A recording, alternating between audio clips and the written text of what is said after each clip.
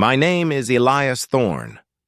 I found solace in the silent, unshakable logic of numbers. While the city churned with chaos outside my 40th floor office, my world was one of perfect order. A debits and credits universe where every transaction, no matter how cleverly hidden, left a footprint. My profession was financial forensics. I was a bloodhound for fraud, a ghost in the machine of high finance. My weapon was a customized dual monitor setup, and my sanctuary was the quiet hum of the server rack I maintained in my own home office, a sound Isabella used to joke was my version of a purring cat. Isabella was my antithesis, and I loved her for it. Where my world was shades of gray on a spreadsheet, hers was vibrant color. She didn't just remember a client's name, she remembered the name of their ailing spaniel and their favorite single malt Scotch. Thorne and Associates was our creation.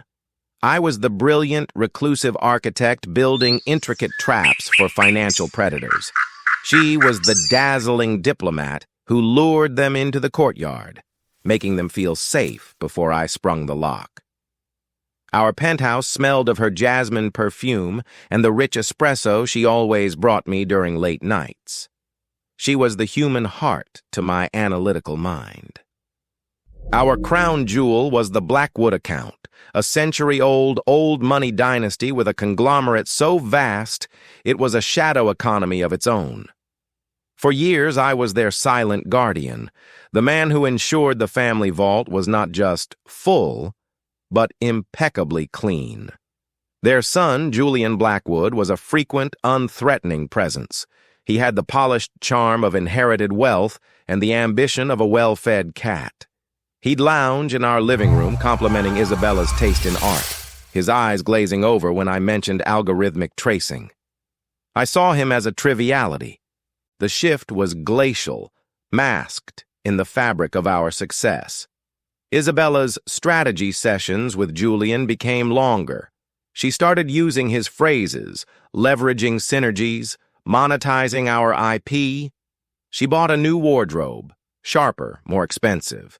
The scent of her jasmine perfume was sometimes overpowered by Julian's signature sandalwood cologne. When I worked late, she'd now text, "Don't wait up, finishing up with Jay on the expansion proposal." I, buried in a labyrinthine case tracking embezzled pension funds, dismissed the cold trickle of doubt. I was building a case against a thief. I never thought I needed to build one against my own life. The crack appeared not as a shout, but as a single misaligned pixel on a screen. A $15,000 payment to Helvetia Legal Partners Zurich. It was a ghost in our own machine. When I asked, Isabella was pouring a glass of expensive burgundy, a gift from Julian. "Oh, that?" she said, not meeting my eyes. "It's for the patent filing Julian facilitated for your Thorne method. A surprise for you. He has incredible connections in Europe." A surprise. My method. My meticulously crafted system, the product of 15 years of obsession, was being filed for a patent without my knowledge. The chill in my spine was instantaneous. That night, after she fell asleep, I became a ghost in my own home. I bypassed our shared server and accessed the offline encrypted backup drive I kept, a relic of my paranoia. The files I found were a masterpiece of corporate assassination. They weren't just patent applications. They were emails I had supposedly written discussing the sale of my method. They were financial projections showing Thorne and Associates spiraling into debt due to my erratic leadership. They had built a digital doppelganger of me, a reckless, unstable version, and they were preparing to bury the original. I confronted her in the morning light of our pristine kitchen. The woman I loved was gone. In her place was a CEO delivering a termination notice. "It's not emotional, Elias. It's strategic," she said, her voice cool as polished marble. "The Thorne method is too valuable to be a boutique service. Under the Blackwood umbrella, it becomes an industry standard. You can remain as a consultant, a well-compensated one. I felt the floor vanish. This wasn't a love affair. It was an acquisition. I was the startup they were absorbing, and she was the insider facilitating the hostile takeover. The divorce was a forensic dismantling of my life, using my own tools. The evidence they presented was flawless. My habit of keeping private backups was surreptitious data hoarding. My questioning of the Zurich payment was unfounded paranoia. My greatest strength, my relentless pursuit of truth, was framed as a mental defect. The prenup I had drafted to protect her from my business's risks was now a cage for me. They took the firm, the penthouse, my professional credibility. The final blow was a trade magazine headline. Blackwood Group integrates Thorn Forensic Tech in landmark merger, with a picture of Isabella and Julian, hands clasped, smiling like conquering heroes. For a year, I was a phantom. I lived in a furnished studio that smelled of stale takeout and defeat. My world of numbers had been used to zero me out. But a bloodhound, even a wounded one, never forgets the scent. The call was from a woman whose small graphic design studio was being bled dry by a predatory partner. She couldn't afford a big firm. I took the case for a pittance. Sitting in a quiet corner of the public library, the scent of old books replacing the sterile office air, I tracked the money, and I found it. The familiar thrill, the click of logic, returned. It was my first taste of oxygen in a year. I founded the Veritas Fund. No office, no receptionist, just a secure server, a P.O. box, and a simple motto: the truth has no price tag.